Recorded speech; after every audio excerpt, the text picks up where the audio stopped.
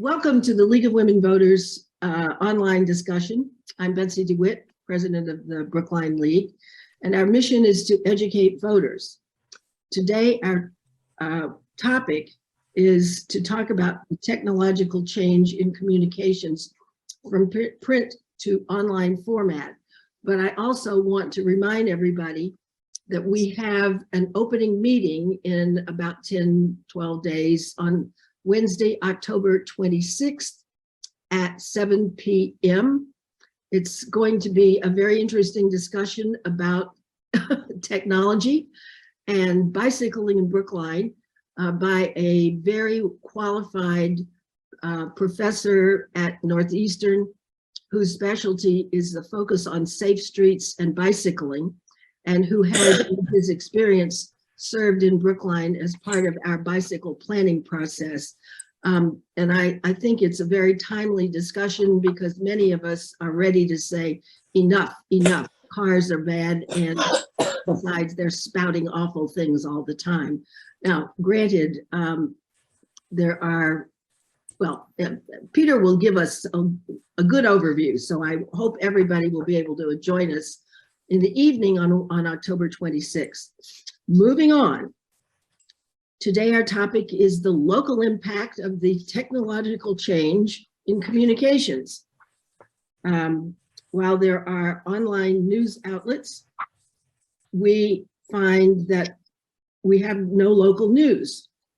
The Brookline Tab newspaper has ceased publication.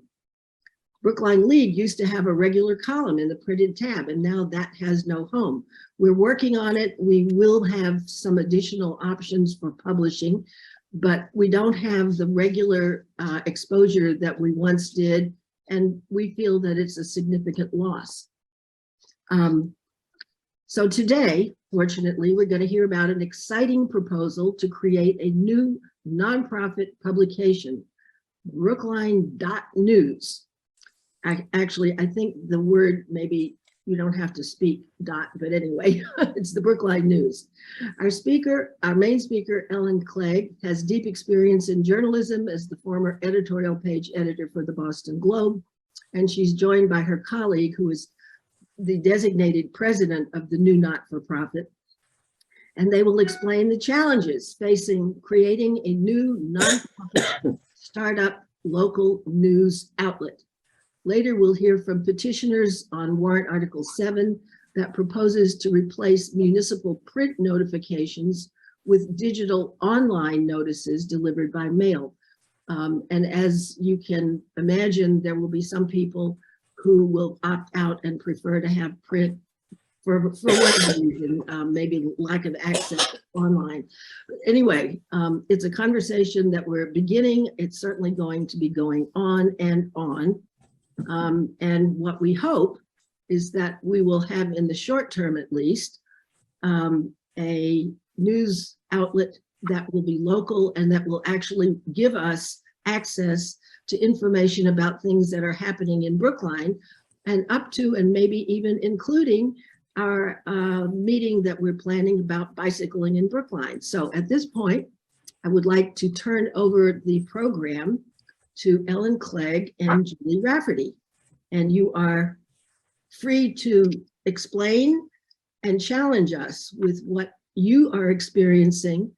And we will see if there are ways that we can organize some assistance. So I now designate Ellen and Julie, the speakers.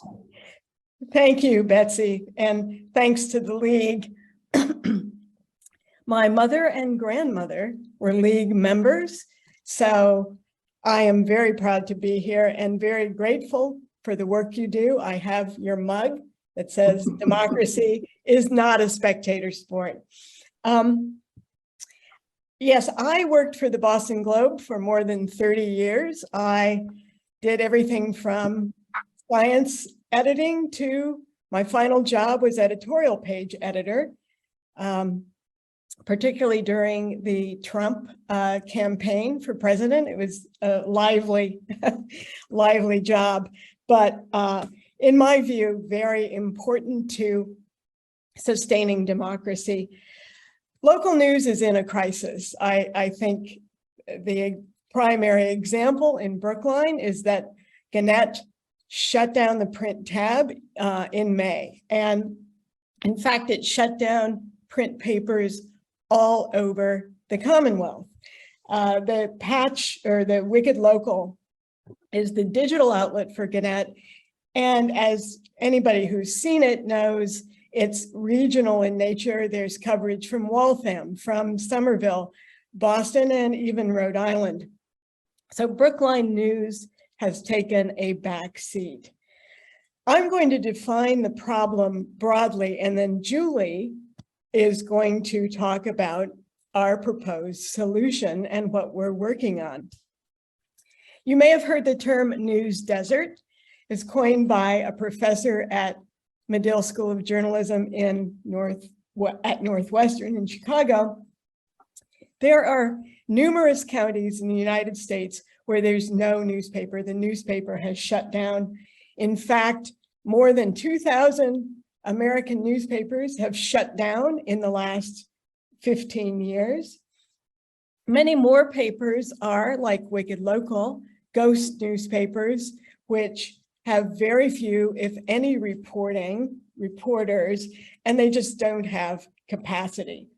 Now, I am an endangered species. I worked for the Globe my whole career. That's rare these days. And in fact, about 6,000 newspaper jobs have disappeared in the last 3 years alone. So what went wrong? Craigslist offered free classified advertising. Classified advertising was worth 40% or 60% of revenue for most print papers. Then Facebook and Google came to the fore, and they together control about 75% of digital advertising. And as you know, newsrooms for years and years, really a century, have relied on advertising to sustain their journalism. Google has something called programmatic ad auctions, which drive the price of digital ads down to pennies. Finally, corporate chain ownership and hedge fund ownership have cut deeply into the bottom line of newspapers, and they've stymied innovation because they have acquired a lot of titles, and they've taken on a lot of debt. Gannett, which owned the tab, has $1 billion worth of debt. It went on an acquisition spree. It's publicly traded. The stock is down to $1.40 when I looked yesterday. And so to make ends meet, they are cutting jobs. They are putting reporters on furlough, unpaid leaves of absences, and just closing newspapers, selling newspapers. Why does this matter? Lots of studies, and I won't bore you with them here, but if somebody wants to email me, I'm happy to share a study or two. Studies show that local news is more trusted in a time of polarization. The Carnegie Fund, the Carnegie Endowment issued a report just last month that finds that local news is one of the 5 strategies going forward that's needed to sustain democracy. A lack of news coverage in your town erodes community identity. There's less civic engagement. People vote at lower rates, and there's more corruption. So democracy, we believe, begins at the local level with an informed citizenry, and Julie is going to tell you what we propose.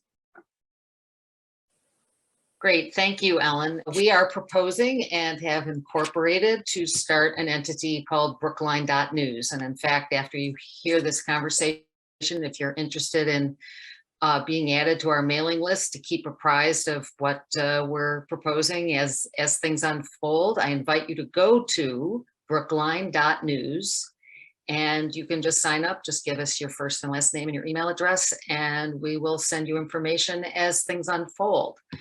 What we are most concerned with, and this slide sort of shows you a little bit to expand on what Ellen was talking about, is at a local level here in Brookline, the types of stories that are simply not being covered in some cases at all, or certainly in any depth with any follow-up, because there is no local news outlet. From the process to hire the new town administrator, for knowing exactly why the Brookline police chief was put on paid administrative leave after he was just hired, to knowing what happened to that Heath School teacher who was arrested for molesting a child over a 2-year period, and what's been done at the Heath School or the schools generally to prevent something like that from happening again.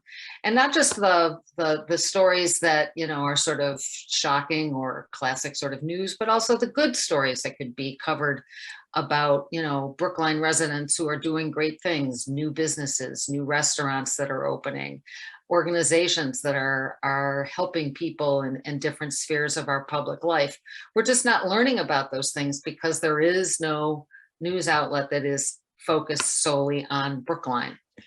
And so our goal is threefold, really, of Brookline.news. The strongest and most important goal for us is actually to develop a hyper-local news organization to serve what we consider to be a very vibrant and diverse town. And our goal, if all things turn out, is not just to have an online presence, but to also have a print presence. In fact, when we were at Brookline Day with a table a few weeks ago, it seemed like the #1 question that came up to us after, "Are you going to replace the tab?" was, "Are you going to have a print edition?"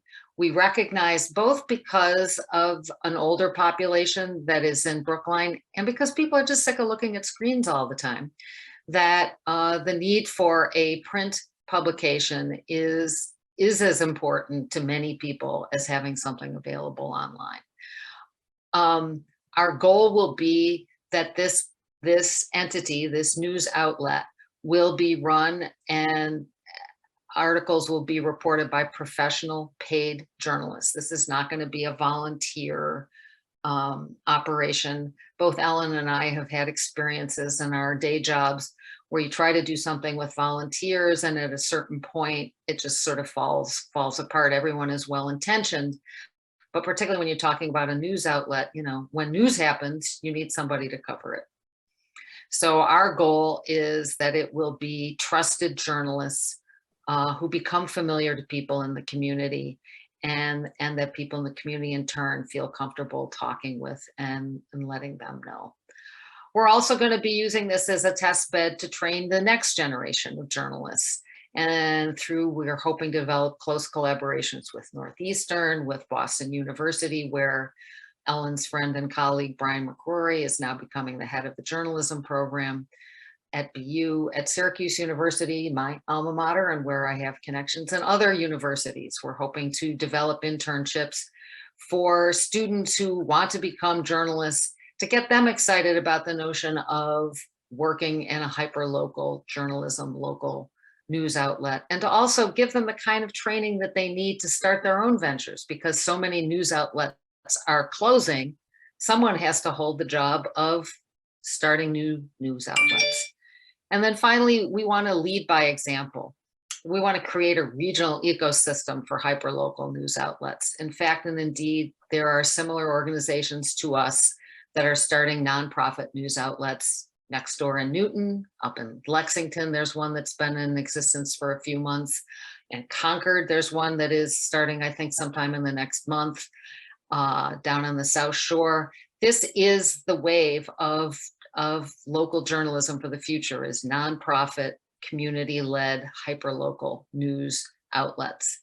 And so we're hoping to develop a program that brings those people together and fosters new endeavors, so that in the end, every town that had a Gannett or another news outlet that closed can open their own news outlet. We are very lucky to have Ellen as one of our founding steering committee members. She brings a wealth of journalism expertise from the Globe. I'm a co-founder of this group and a recovered journalist, as I like to say. I started out early in my career as a journalist and then moved over into public relations and fundraising, and have spent most of my career in nonprofits, which I think will be helpful to us as we embark in our role as a nonprofit organization. Others on our steering committee include Irene Sagi, who's also a journalist, Colette Phillips, who I'm sure many of you know, who is run a global marketing and public relations firm with very focused on equity and diversity. Iris Adler, who many of you probably have heard over the years on WBUR and NECN, and Fred Perry, who again, I'm sure many of you know, who's been the founder and a board member on multiple Brookline nonprofits, mostly in the conservation space. And so this group is in formation. We just filed our incorporation papers yesterday, and we're going to be moving forward soon to begin doing the hard work of funding an operation like this, which, as you all know, democracy is not free, and neither is journalism. And that we anticipate that when we're fully operational, that we're going to have a budget of between $500,000 and $600,000 a year that will fund an editor and two reporters so that we can do a really robust job of covering the town. And it will also help to fund printing copies of this news outlet's output so that people can experience and get the news in whatever medium they're most comfortable with. We're also committed to there not being a paywall, that you don't have to pay $5 a month or $10 a month to get the news, that you'll just be able to click through. And that we will be fully transparent on our funding so that people won't wonder, well, geez, are you doing a story on Joe's Bar and Grill because Joe gave you a lot of money, or are you doing the story because Joe is doing something innovative and important that we ought to know about? And as you can see in the boxes on the side of this slide, we're going to be looking for funding in a bunch of different arenas to fund this that are over and above what traditional for-profit news organizations have used, and that in fact advertising won't necessarily, at least in early days, be a big part of our revenue. Is that we anticipate that at least initially that we're going to be much more in a model, I would say, like you see a WBUR or a WGBH, where you have foundation and major individual donors, that you have people who are giving a sum of money as members, and in return, maybe they're getting 10% off at this store and 15% off at that restaurant in town. And that advertising and other kinds of sponsorship revenue from local and regional businesses will provide about 20% of our revenue. And so that's pretty much our business model. That's also what our goals are. I really do invite anybody who's on this call who is interested in staying up to date with what we're doing to sign on at brookline.news, and just we'll be in touch on a regular basis. And now if people have questions, let me know and I will stop sharing. Okay, thank you so much, Julie. And just for the record, I don't know if you can see this now. Ernie, can I be?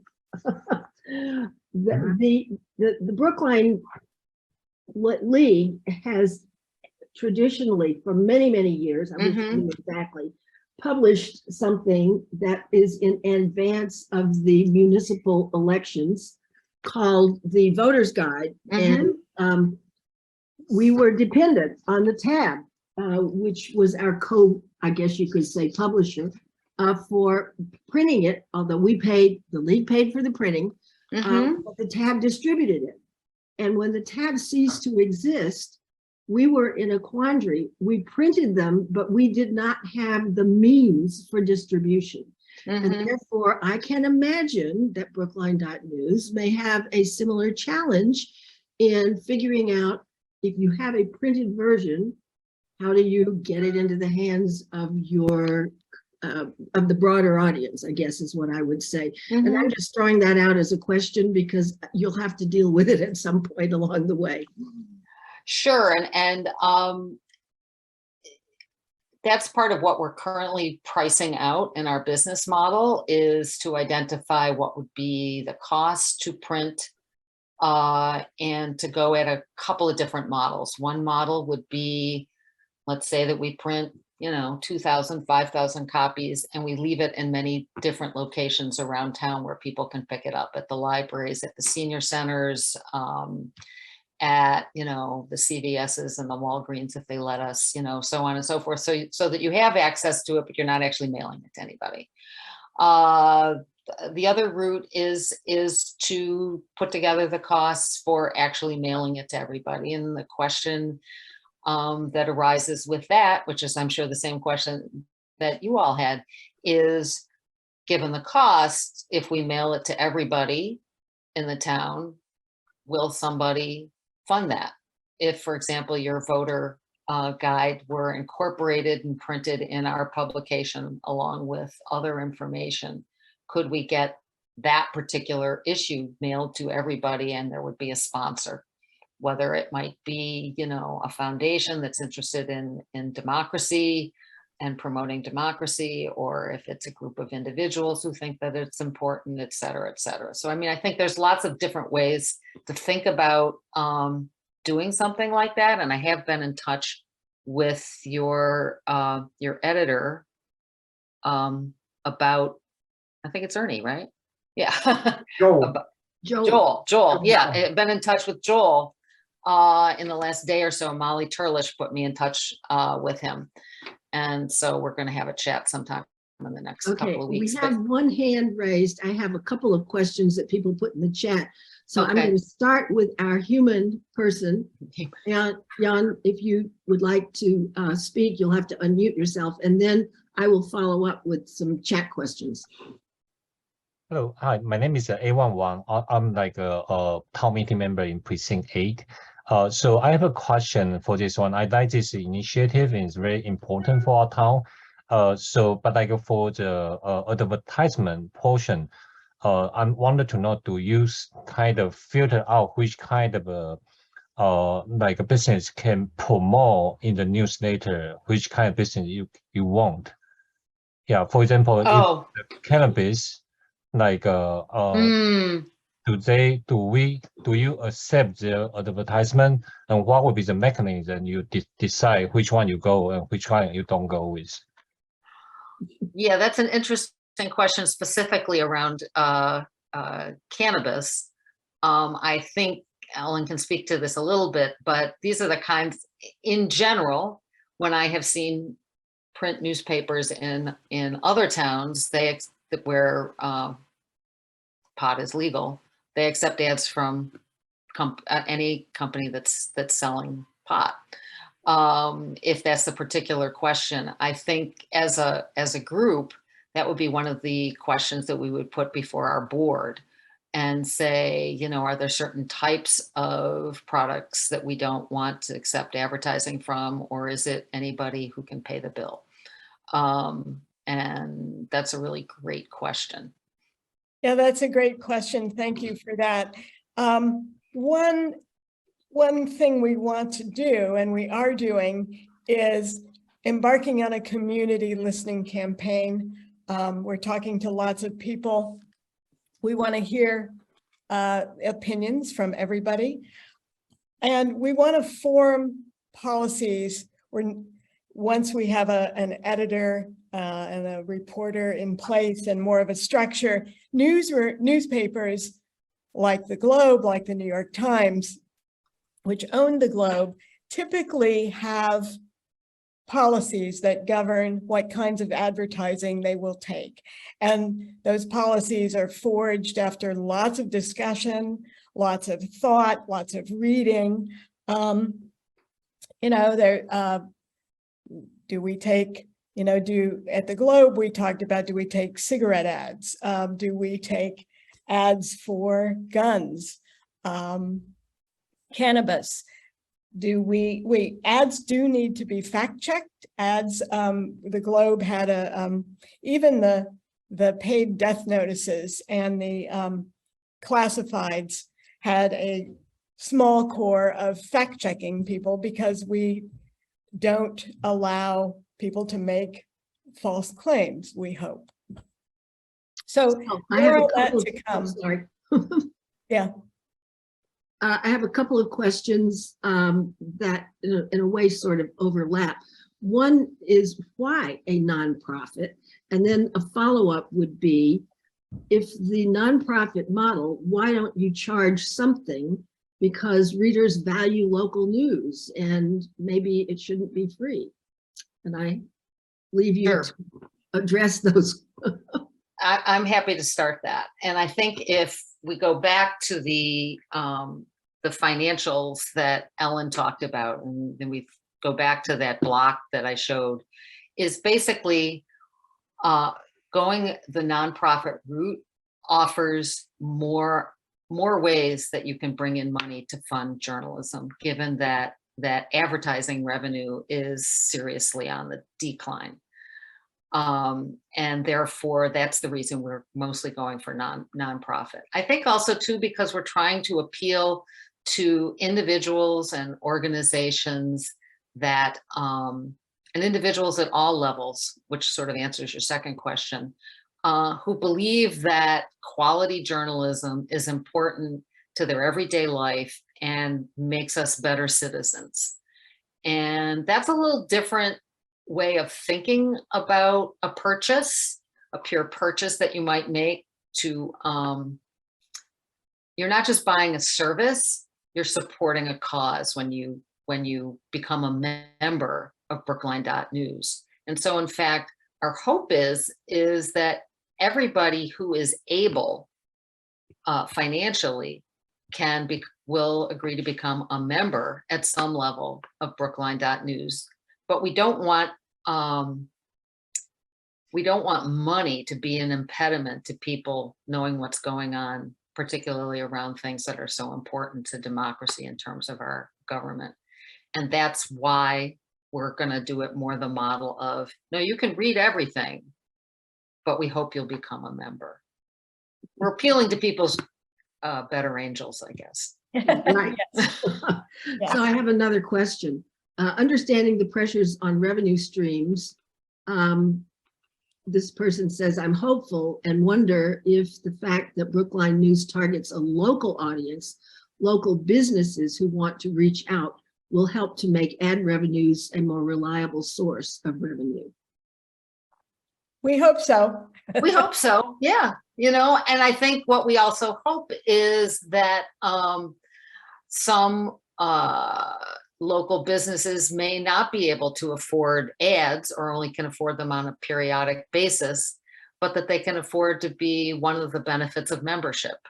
And we recognize that, for some organizations, some businesses in town, money's tight. And therefore we want to give them multiple ways in which they can be visible to others in the community. In terms of timing, people need the exposure, but they're also tight for money. A conflict, but on the other hand, may be a good time for a local paper to become more visible, just to share information in ways that we're currently unable to have access. I have another question, which is, are you now already incorporated as a 501c3? We are incorporated as a nonprofit. It is a separate process with the IRS to apply to become a 501c3. Right. And that paperwork is underway. In the meantime, I won't bore you with all the details, but the quick answer is that in the meantime, we sign up an agreement with another nonprofit to sort of allow us to accept donations. And that process will be completed within the next month. And at that point, we'll be able to accept donations. Okay. More to come, I think, is the status at this time. But the good news is things are in development, that there is leadership in place, and that you have a clear, I think, plan for what you want to do, where you want to go. And I'm guessing some experienced hands to guide this process as you go forward. So we will be staying very close, and we definitely want to find a way to get the guide printed in the spring. And if we Right. can work together on that, it will be a good way to be helpful if that's useful to the to the Brookline.news. Right, Um, right. So Sounds terrific. we have actually another item that we need to take up, so we need to move on. But I thank Ellen and I thank Julie both for being here. And as I've said, we would love to stay in touch as things develop, and clearly would like to play a role possibly, at least with regard to the voter's guide and any other ways the league can be a partner in the process. So now we're going to move on, but similarly to a matter dealing with conversion from print to online different communications. We have a warrant article coming before town meeting in November, which covers the, it's a request to amend, because local bylaws, believe it or not, have the word print all over the place. All kinds of things. It was assumed that our publications or documents are identified specifically with the word print. So Article 7 is asking whether the town would agree to convert, at least for some people, not everybody, people who wanted a print version. But just for the record, around town meeting, we get document this thick with all of the printed information that's required for a town meeting member to understand the items, the items on which they must vote, which are called warrant articles. So the print version of that is substantial and substantive. And so we have some petitioners, Yanni Wang and Alec Leibovitz, with us, who are going to explain what they would like this to accomplish and why they have proposed it. And I would now suggest one of you raise your hand as the principal speaker. Alec, Jan, who's going first? Happy to defer to my fellow co-petitioner first. Okay, Jan, you're on. Okay, my name is A1. So A1, yes, sorry. sorry, The yeah, spelling is confusing to me. I know. A1. yeah, it's Oh, okay. If you A1. had a hyphen, I'd get it. Yeah, can I share my screen? Sure, please Okay. do. Okay, you see that? Yep, there we go. All right. So what for the warrant article 7, what we plan to do is we reduce the printing and mailing cost by making digital document distribution the default. So for us, it doesn't mean like we don't want anybody to get it. People want that still can get those. It just by default will be digital. And hold on, let me get to the next page. Okay. All right. So this page is like talking about the budget saving opportunity. Currently, like in our budget, we budget 50,000 every year to print the warrant articles. So which means like we spend $200, around $200 for each town meeting member at least for this activity. And not to mention, there are some printing costs, and also it's not over here. It's like also we have a town annual reports, police annual reports. So there's a lot of different reports it will be shown on top of those $50,000. So this is the budget we are trying to target to, and hopefully like if we can save this one every year for 10 years, we can save $500,000 potentially. And what will be impacted by the bylaw will be based on these chapters from 2.1.2 to 4.2.4. There's all the regulation from our bylaw strictly asking us to print by default. No matter if you want it or not, they will print and push to you. So this is one of the like a sample for 2.1.5. So initially, the bylaw requests to deliver it in hand or mailed. we try to change to just like a email first. And then not only because like we also want to people to get the notice physically. So there will be a postcard to provide it all the information, like to show you where you can get the online information. And if you sorry, and if you would like to get in the physical copy, you still can send a request to get those. So this will be the last sentence, pretty much like because like we send in the email. So if you need the physical copy, you still can request for that. So for people who still prefer physical copy, you still can get those. It won't change for you, but you have to spend 1 minute of your time to request for that. So this is just like some kind of a summation. So if we can save like up to 50,000, actually it would be even more on top of this.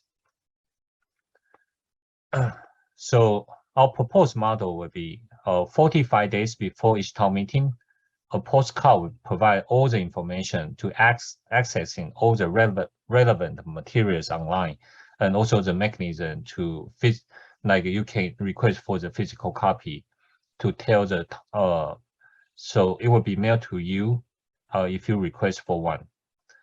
And 30 days before the town meeting, any person just send a written notice by mail or email to the town clerk. And the third one will pretty much, it will be like mailed to you, and the postcard will be designed by town clerk. So over here we have like a frequent asked question. So Alec will be kind of go through all this detail here. Absolutely. Thanks, A1. So a couple FAQs that we've encountered from folks as we've started moving through the committee process with Warrant Article 7. First being, if my email doesn't work, how will I get the relevant information? How will I receive the reports I need to know how to vote at town meeting?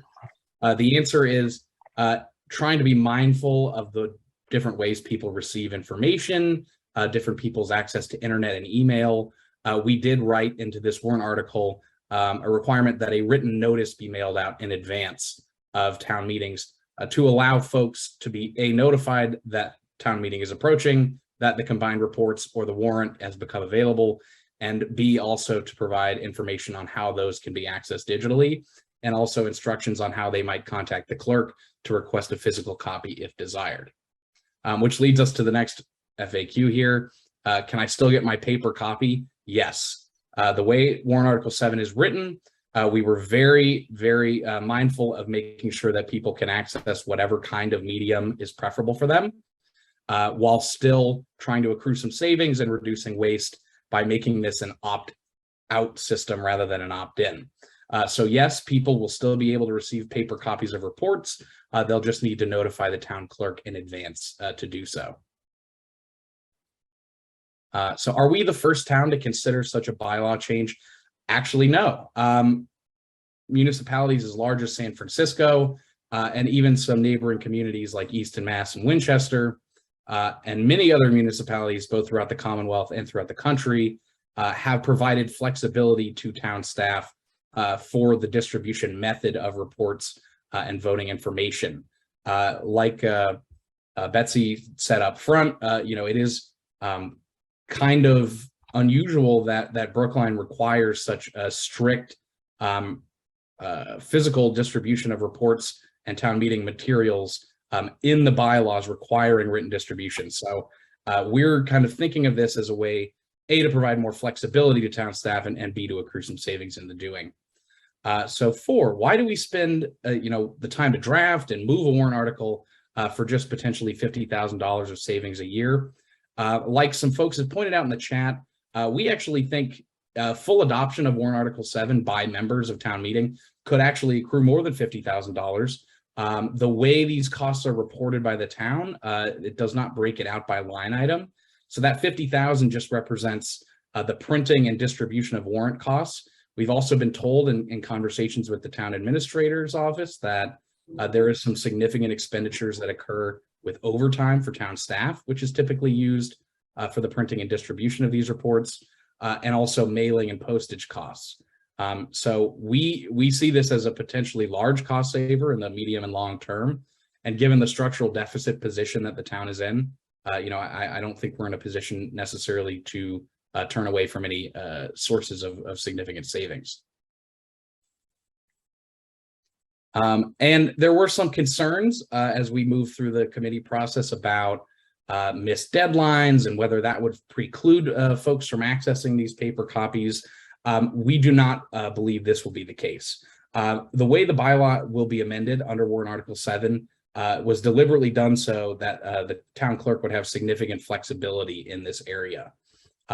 So in addition to being able to print these materials individually, we also have not precluded the town clerk from following up with people who might miss the initial deadline to provide them with paper copies, or to keep paper copies in places where they might typically be kept, such as in the town libraries, the town clerk's office, or town hall itself.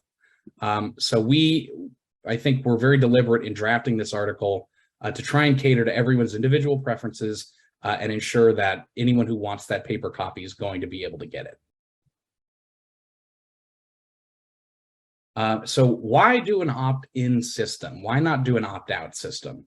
The answer, as we learned digging into this, and my co-petitioner can speak a little more to this later, we actually already have an opt-out system. So town meeting members and others are currently able to opt out of receiving the combined reports, the warrant, and other town reports by print.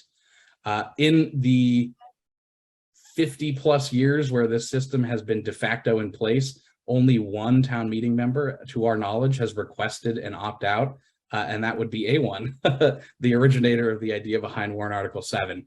So we just don't see an opt-out system as being very effective, certainly not in reducing waste or accruing savings, which were the main kind of thrust behind this article. So we think an opt-in system makes more sense in terms of effectiveness and the actual effectiveness of implementation.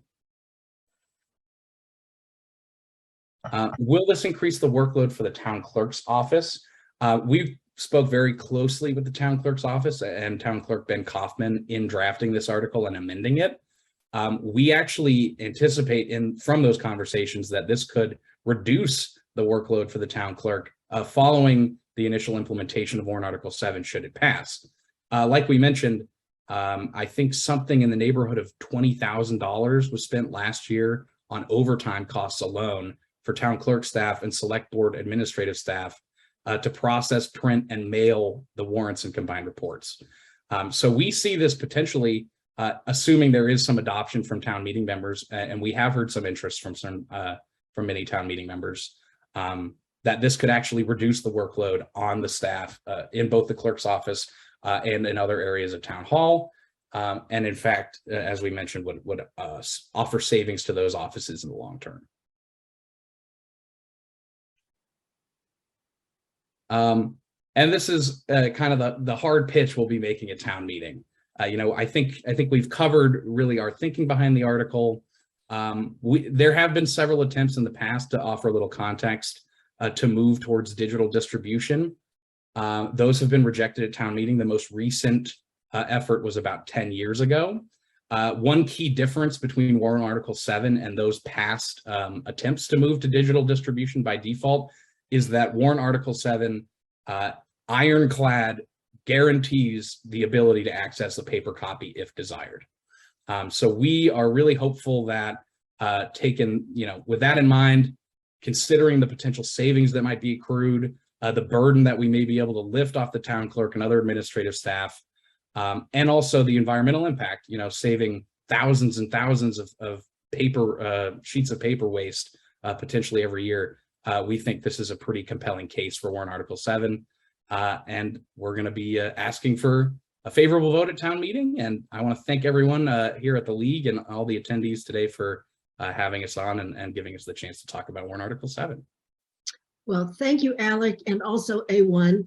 And I believe your comments have answered all the questions that had popped up in the chat.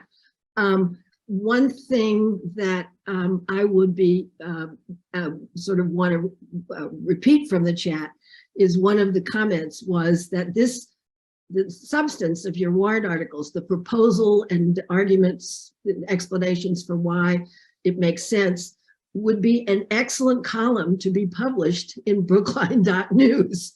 And therefore, it is a wonderful example to tie these two presentations together, to have an outlet that would be able to undertake to share this information with a broader audience.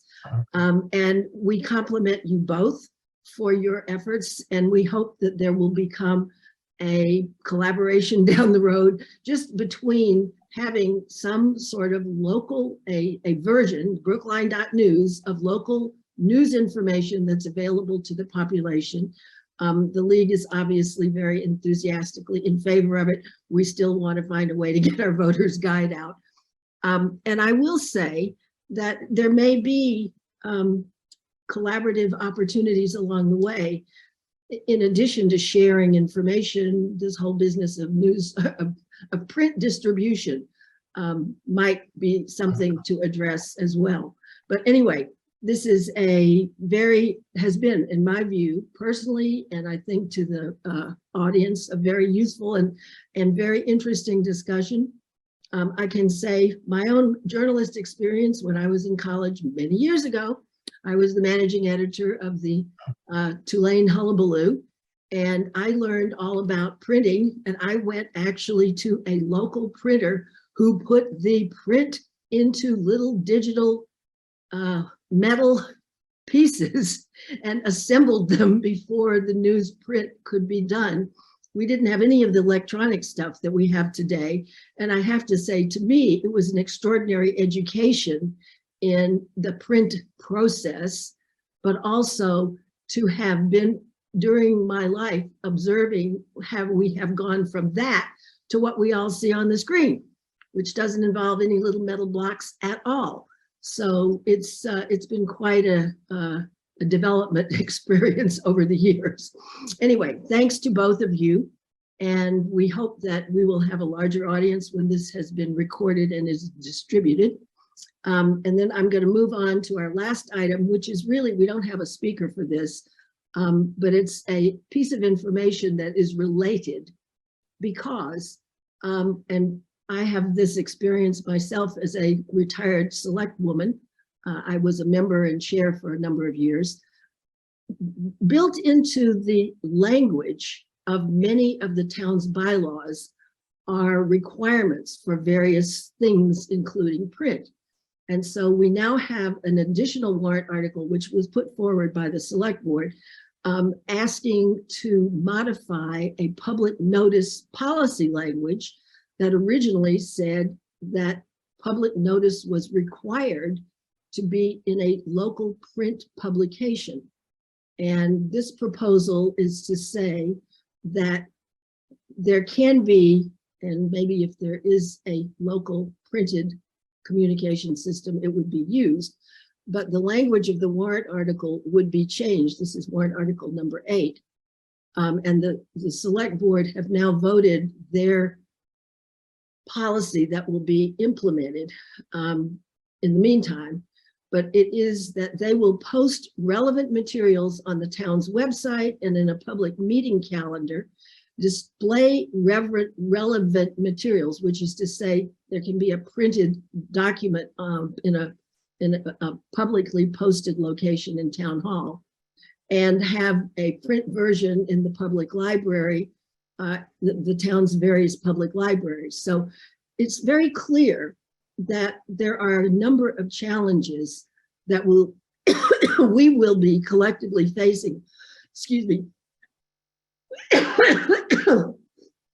as we evaluate what things can and must be available in print and what things can be distributed in an electronic or online form. And given that everybody these days has access to some sort of mobile online device, my understanding is that we will be seeing more and more data available online. And then I guess to some extent, the question will be for the future, if you want a record, libraries, for example, used to be full of things made of print, books they were called. And I understand that now libraries have fewer volumes, acquire fewer volumes. And so those things which we have considered to be the source of public information and record are going to be transformed in various different ways. And all I can say is stay tuned, guys, and see which ones you have, which ones affect your views. And to the extent that it makes sense, I personally think a printed version of records is one that may be required just in order to have the historic documentation. You think about all of the museums and archives that collect things. And since I have in my family people who do research constantly, they come up with manuscripts that go back hundreds of years. And if we didn't have that record, we would not have that history. And that's something we don't want to lose. So I thank you all for being here, and I hope to see you again soon. And stay tuned, folks, to this topic. It's not over yet.